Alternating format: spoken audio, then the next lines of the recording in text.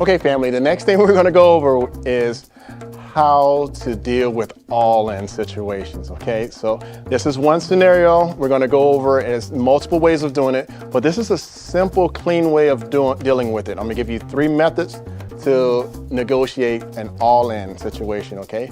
So right here we have a bet of 1,400 from this player here. The next player calls that bet, but he throws in 15. So we know that we need to give him 100 change.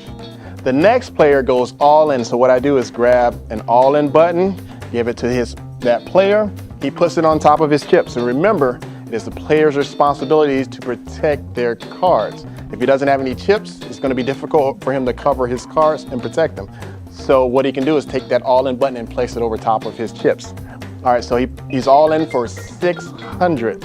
So we have another player that calls that bet and everybody else throws their cards away amongst them, okay? So we have a bet of 14, a call and all in for 600, and another call of 14. Okay, so how are you gonna do this? So there's 3 methods that I teach my students here. The first method is the basic method. The basic method is you find out whatever player that's all in, because there could be multiple players that are all in. So you find the player that has the least amount in the all-in. So in this situation, we only have one player that's all in and he has 600.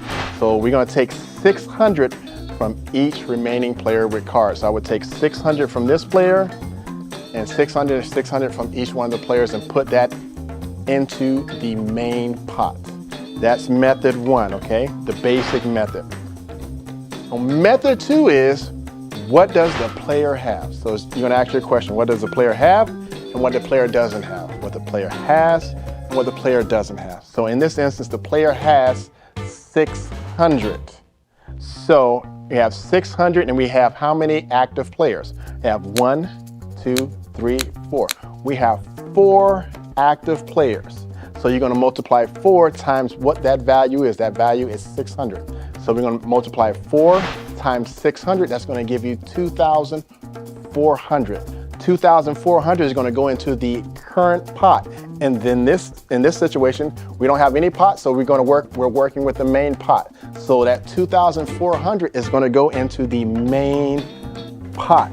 But we always make change first.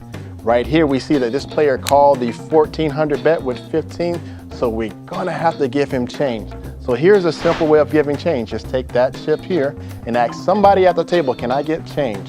So this player here exchanged 5 for 5. I take that 5. I put out 14 because he called 14 and 100 change goes back to that customer. So I'm going to take 2,400 is going to go into the main pot. I'm using the well to the left and center of the table. That's the main pot that this player here that's all in, he is only eligible for, and everything else goes into a side pot. I'm gonna use the well as reference. Left, center is the main. Left, right, center is the first side pot. So I have the main pot, I have the first side pot, and keep adding on if there are more players that are going all in. Okay, so we have the main pot and the first side pot. And then we can put all our community cards here. Here's a tip. That player is only eligible for this pot. So what I'm gonna do is take a couple of chips and point it toward that customer there. He can only win this pot. He is not eligible for this pot here. Okay? So the third method is, I would say what the player doesn't have. He doesn't have 800. Remember that bet of 14? He had 600. So the difference is 800.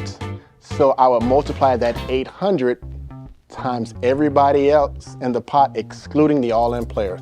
So 3 times 8 will go into this pot here, okay?